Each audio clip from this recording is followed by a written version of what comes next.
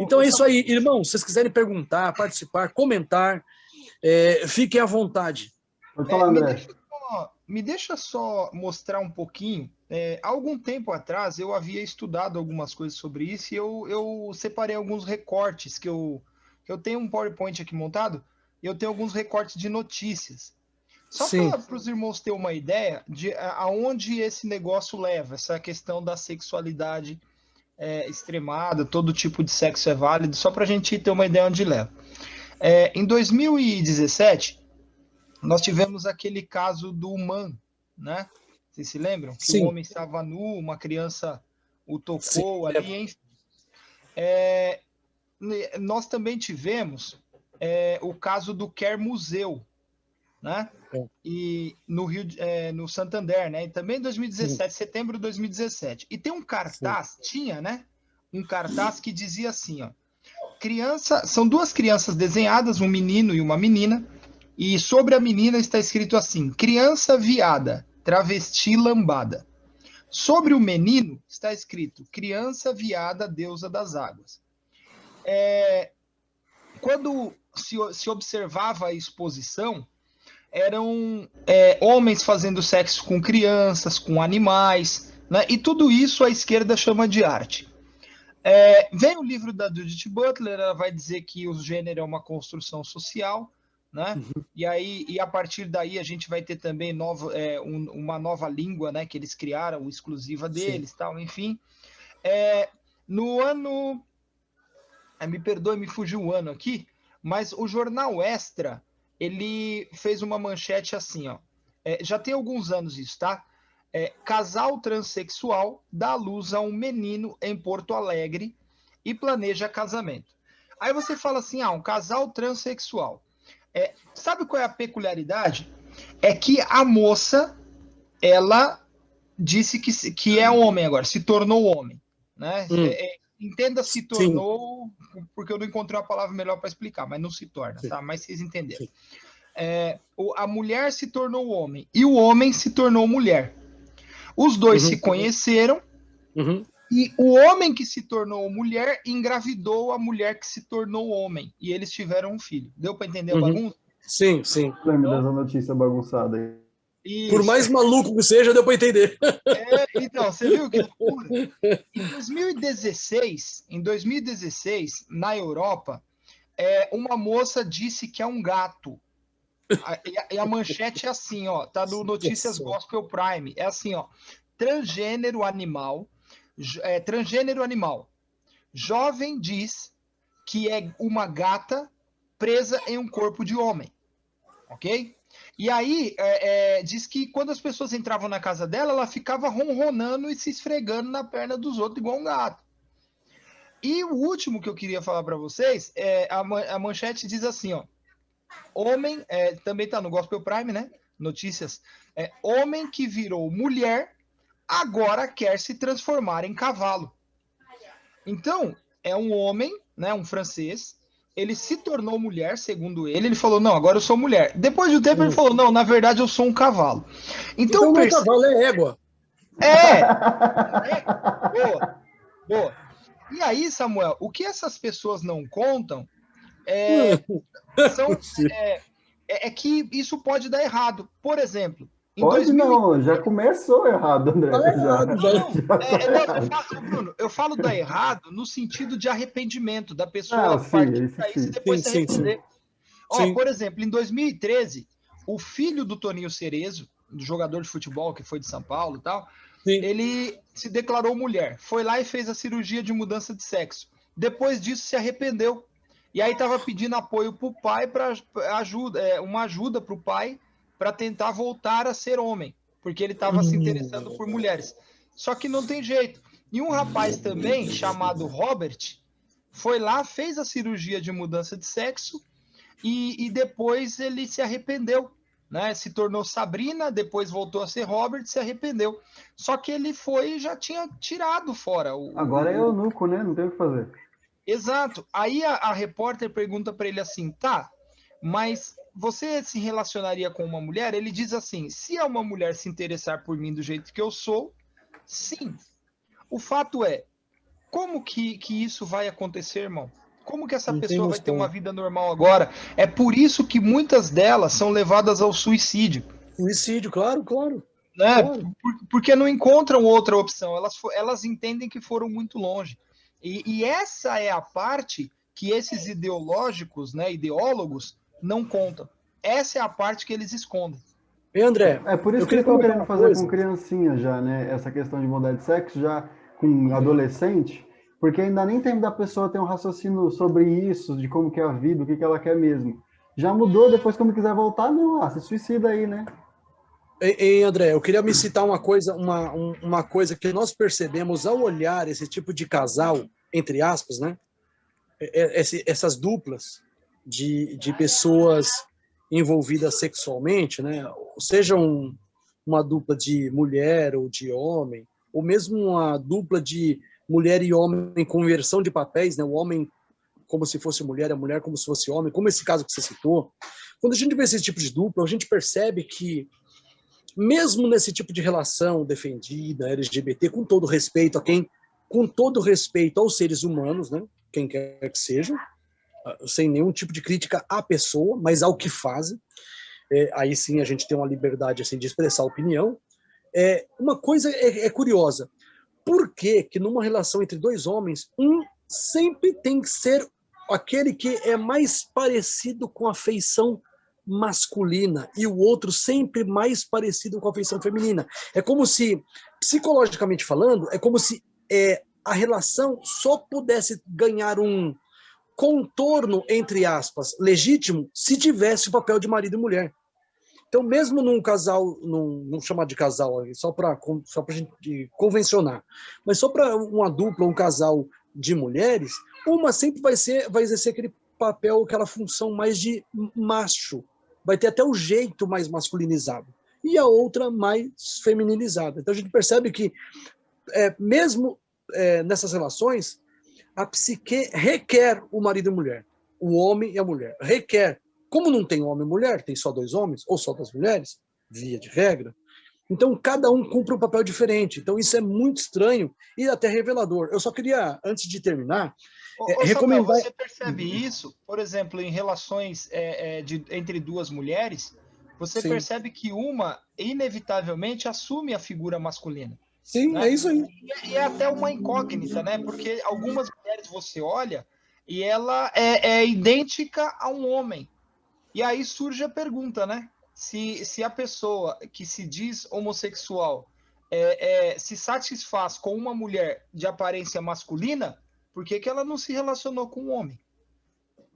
Não é estranho? É muito Viu, André? estranho. Exatamente. Ó, tem uma notícia aqui também, compartilhando das notícias que o André mandou, de um canadense que se vê como uma garotinha. Ele se enxergou no gênero dele quando ele já tinha 52 anos. Diz que era uma garotinha de 6. E aí ele começou a se vestir como uma garotinha e tal. E ele foi casado por 23 anos. Cadê? Ele foi casado por 23 anos, teve 7 filhos. E aí, aos 52, ele não, agora eu sou uma garotinha de 6 anos. E aí começou a se vestir com uma garotinha, tá de chupeta, segurando uma boneca, com um vestidinho de criança. E para piorar, já não basta ele ser maluco, né? Porque, meu, não tem o que falar, é maluquice. É loucura. Foi adotado por um casal, que deve ser mais xarope ainda. Mais xarope que E aí eu ele. te falo, e esse cara, não, eu sou uma garotinha de 6 anos, e quando, sei lá, daqui 10 anos, quando ele achar que tem 16, ele vai poder ficar com um garotinho de 15? Então, olha onde vai parar o negócio. Então, Viu, gente? é um mundo maluco demais, não faz sentido. Esse mundo tá ficando... como o Chesterton falou, vai chegar ao tempo que nós vamos ter que provar que a grama é verde. Exato, gente, deixa eu mostrar para exato. vocês aqui, Esse é um livro que todo mundo pode, se vocês quiserem estudar, esse é um livro excelente que todos devem buscar, quem quiser estudar. Então, tem esse mais aqui, tem esse aqui, é o privilégio de ser Qual mulher esse? para esses casos. O Qual privilégio de esse? ser mulher. O privilégio de ser mulher. Ah, sim. O privilégio de ser mulher é guia politicamente incorreto do feminismo. Opa, claro, isso eu não tenho ainda. E claro, isso aí também. E esse aqui, gente, esse é o livro do Engels, que a gente estudou, da família, né, da origem da família, da propriedade privada e do Estado, do Engels. E tem mais um que eu quero mostrar para vocês, que ele vai mostrar que a revolução sexual é a mãe das revoluções. Presta atenção, gente, ó. A mãe das revoluções é sexual. Esse E, não ó, tem. Libido Dominante. Esse Esse livro é um calhamaço que é maior que o Grande Conflito. Olha, ó. É um Ó como ele é bruto. É maior que o Grande Conflito. Ele tem 855 páginas. Misericórdia. 855 páginas. Você terminou já? Não, esse aqui eu não li ainda não. Eu comecei a ler ali o primeiro capítulo, mas é um calhamaço, eu tenho que parar. E outra, né? eu entrei num concurso aí, e eu tenho mais de 800 páginas para estudar para o concurso. Então eu preciso parar com tudo. Inclusive, quero até falar para o grupo, peço desculpas. Nas próximas semanas eu só vou acompanhar, não vou fazer estudo, porque eu não tenho como. Eu vou estudar para o concurso para o mês que vem. E é muito, 800 páginas em um mês não dá. Então eu tenho que pegar muito pesado comigo mesmo, né?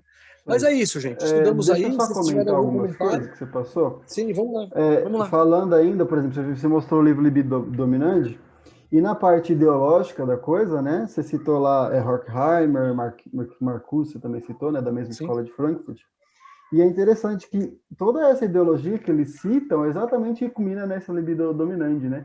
Ou seja, é tudo pautada no evolucionismo, né? Tipo, nós somos apenas evolução de algum selvagem anterior e nós podemos voltar a essa selvageria, devemos voltar a essa selvageria, devemos voltar a ser selvagens, deixar nossas vontades nos dominar, deixar a natureza, enfim, fazer o que quiser, né? Então, não tem nada pautado nessa ciência, enfim, em algo bíblico. Não dá nem para nós, como cristãos, pensar, talvez conjecturar em fazer ou em aceitar alguma coisa, qualquer que seja desses tipos aí. Maluquice. Verdade, é trágico. Rousseau falava do bom bárbaro, ou coisa assim. Uma coisa assim. Não era o Rousseau que falava que o homem é bom, a sociedade que o corrompe? Exatamente. Exatamente isso. E aí, ainda falando sobre o Júnior, né? O Rockefeller Júnior 2, o segundo, o 02, como você disse. O 02.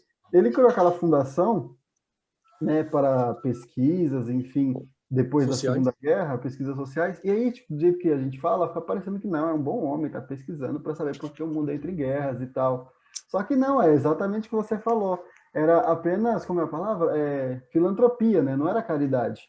Então, ele criou a pesquisa e disse aos pesquisadores que deveriam chegar ao resultado que ele queria. É mais ou menos que você pegar um livro. Vamos, por exemplo, pegar o Marx aqui. A mesma coisa que eu pegar o livro do Marx só para eu encontrar as coisas que eu quero refutar e não para realmente aprender o que ele quer falar, o que ele queria dizer verdadeiramente. E é isso que ele pedia para os seus pesquisadores, né? Então, na conclusão dele, era apenas isso. Era só filantropia e não caridade verdadeiramente. Lamentável, hein? Lamentável. Cada uma que a gente encontra. Agora, essas citações... Boa noite, Suelen. Nossa, eu tô até sorrindo, olha que alegria. Curou da dengue, não? Curou da dengue? Olha, dengue, eu espero que sim. Era toda semana era pedindo oração aqui pela essa família, viu? Graças a Deus, a mãe está bem, né? Vocês estão bem, é isso aí. Graças a Deus. Não cheguei mais cedo, estava com ela, né? Eu queria participar antes, mas eu estava com ela. O Ricardo tá vivo, ele ficou preso com você há 15 dias.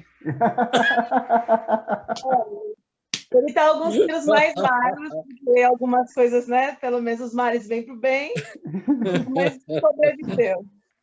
Mas, gente, eu quero agradecer, né, vocês por todas as orações que vocês, mesmo, de verdade, acho que eu me senti muito querida, né, por ver como vocês intercederam. Que dizer que eu já estou voltando para a batalha, tá? Daqui a pouquinho a gente já está aqui firme e forte. Eu ouvi semana que vem? O seu estudo semana que vem. Não garanto semana que vem, não. Daqui a 2 semanas eu garanto. E até queria indicar, eu vi que vocês estavam indicando o livro. Eu assisti hoje, da semana passada, Samuel, o vídeo que você gravou na semana passada, né? Sobre E aí eu queria também indicar um livro que é principalmente o pessoal que é da igreja, que gosta de ler livros da igreja, assim, evangélicos. Comprou! Né? Esse é ótimo. Esse eu ganhei. Todo mundo me dá livro sobre feminismo agora, tá uma beleza. Chama Esse é Feminismo fantástico. Evangélico. Eu, assim, para quem gosta, por exemplo, não tem tanta familiaridade em estudar livros seculares, esse é um livro muito bacana, porque ele vem trazendo uma visão realmente do que o feminismo, qual é a pretensão do feminismo para a igreja, para fazer dentro da igreja. Não é da nossa igreja, né? Ele não é adventista, mas é um livro muito interessante para quem prega. Olha, vale muito a pena, viu? Tá estudando esse livro aqui, acho bem legal. Aí fica como mais uma dica aí das que vocês deram. É um autor não adventista, o Wayne Grudem é um autor não adventista, mas que ele domina esse assunto tão bem, que eu até lamento que uma editora brasileira ainda não tenha encarado o desafio de traduzir a obra dele toda sobre isso, porque ele tem um livro com cerca de 1000 páginas sobre esse assunto, feminismo dentro do cristianismo. 1000 páginas, é um trabalho... acho que são 2 desse aqui. Tem esse e tem a continuação dele. Isso. Eu não tenho a continuação, hein? Já tem a continuação? Tem. Nossa, tem a continuação. Vou atrás. É realmente muito interessante esse livro. Vale muito a pena. Aí é bem Bíblia mesmo, viu? Ele vai interpretar corretamente textos bíblicos, vai mostrar que os textos bíblicos citados pelos feministas cristãos, entre aspas, eles são mal interpretados, vai mostrar por que são mal interpretados. É muito bom. Inclusive, esse texto que eu citei de 1 Coríntios 11, verso 2 e 3, são textos que ele cita no livro dele e eu aprendi com ele a citar esses versos. Normalmente eu tinha até um olhar meio receoso de 1 Coríntios 11, verso 2 e 3, porque parecia apresentar o homem numa posição meio machista, assim, sabe? Como eu que era, de certa forma, feminista, né, quando saí da faculdade, eu saí um pouco, né, com essa visão revolucionária, inclusive no feminismo. E quando eu li a primeira vez o Wayne Grudem, foi um choque para mim. Eu pensei, nossa, como eu li errado esse texto, né? Como eu entendi errado. E hoje eu vejo diferente também. Então, assim, eu fico muito grato a Deus por causa dessa obra do Wayne Grudem. É alguém que se debruçou sobre o assunto, estudou esse assunto, muito antes de cada um de nós. E ele tem uma visão interessante, porque ele vai falar sobre a ordenação das mulheres, né? E ele mostra que a ideia da ordenação das mulheres não é um fim nele mesmo, né? Não. Que é um caminho, porque, como vocês estavam comentando agora, essa questão de se esquecer o que é o homem e o que é a mulher, né? Essa confusão que eles chamam de gênero, mas a gente chama de sexo, né? Ou sexo masculino, sexo feminino.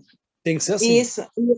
E aí ele vem mostrando que tudo que tem sido feito no movimento feminista dentro da igreja, ele tem esse fim, né? Que é justamente você liberar o homossexualismo dentro da igreja. E isso é muito interessante, porque a gente começa a ver, dentro de uma igreja tão tradicional quanto a nossa mesmo, questionamentos que você nunca veria há 10 anos atrás, né? Um detalhe desse livro que vale a pena destacar agora, antes da gente fechar o estudo, rapidinho, que é o seguinte: ele entende que a Bíblia toda...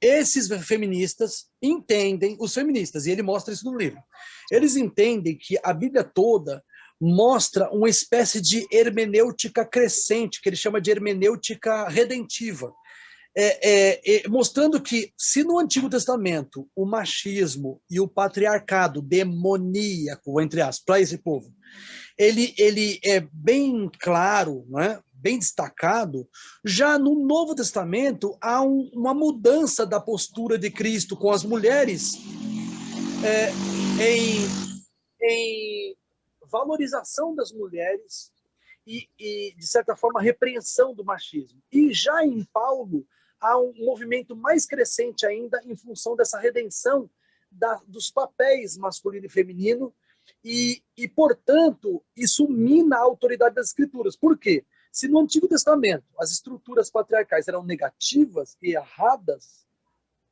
segue-se que não posso confiar literalmente, eu não posso confiar na inspiração do Antigo Testamento. Eu tenho que entender que o Antigo Testamento ele foi determinado pelas forças históricas, e não por inspiração divina. Ele foi constituído, ele foi determinado por forças históricas, sociais, políticas. O texto bíblico foi determinado por isso, e não o Espírito Santo dirigindo os autores humanos. Já no Novo Testamento, a gente percebe, eles vão destacar que, não, então há uma crescente em resgate da mulher para a verdadeira função dela, e é uma crescente do resgate do olhar de graça para com as pessoas. Isso é a leitura da terceira margem do rio. Há um resgate de um olhar de graça para com as pessoas em favor da graça. A margem esquerda, né?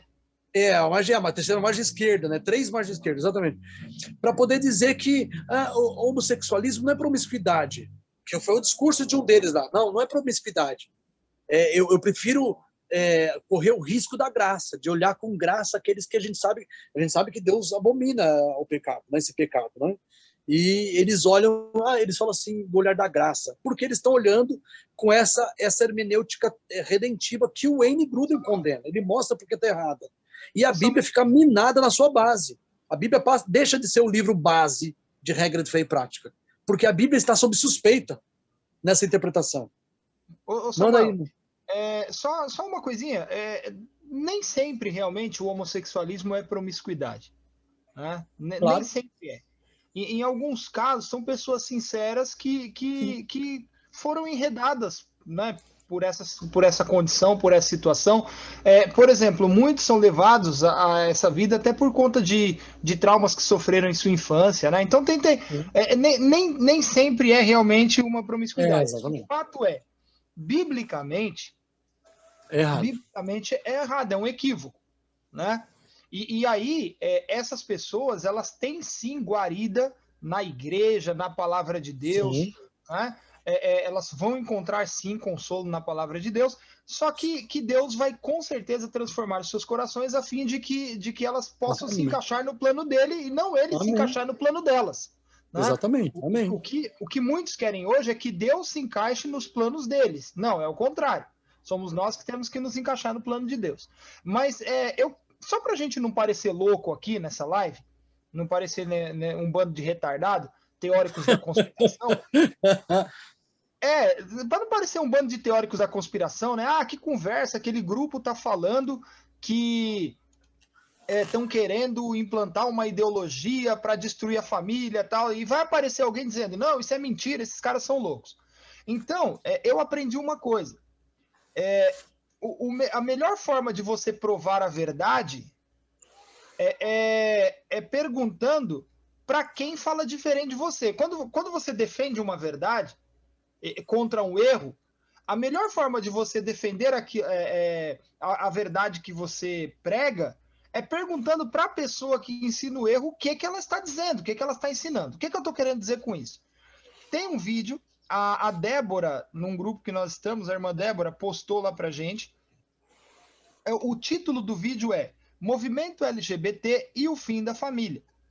Amanda Palha.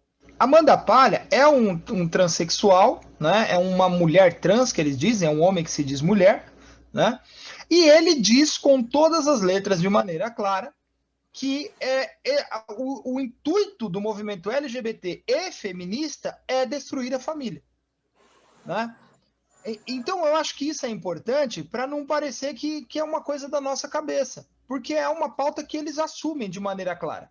Né? Então, se alguém estiver assistindo o vídeo, né? Não agora, talvez, mas futuramente o vídeo vai ficar disponível na internet, o título do vídeo é Movimento LGBT e o Fim da Família, Amanda Palha. Para os irmãos que estão aqui, eu vou postar aqui na descrição, no grupo depois eu posto, e vocês podem pegar, aonde ele diz com todas as letras que o intuito é sim destruir a família. Trágico. É isso, povo. É isso aí. Bom, alguém tem mais algum comentário, alguma pergunta a realizar? Oi, é a Andréia.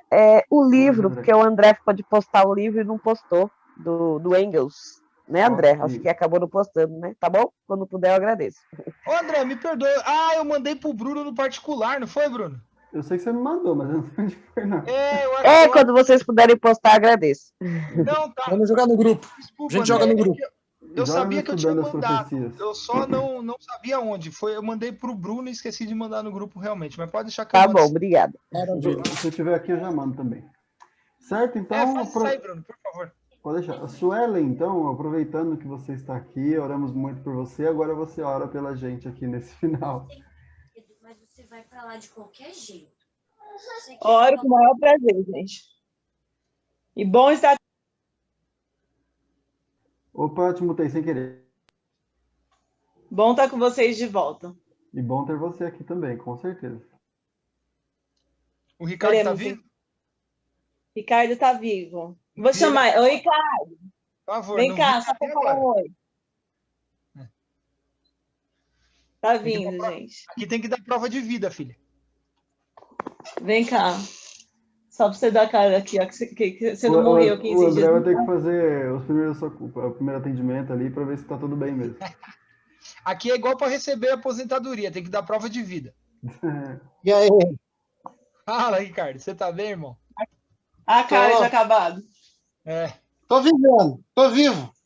Maravilha, é bom vê-los bem. Louvado seja Deus. Isso aí, graças a Deus. Então oremos, pode orar. A minha cara tá melhor que a do Samuel. É verdade. A minha cara tá melhor que a sua, Samuel. Vai lá, gatão.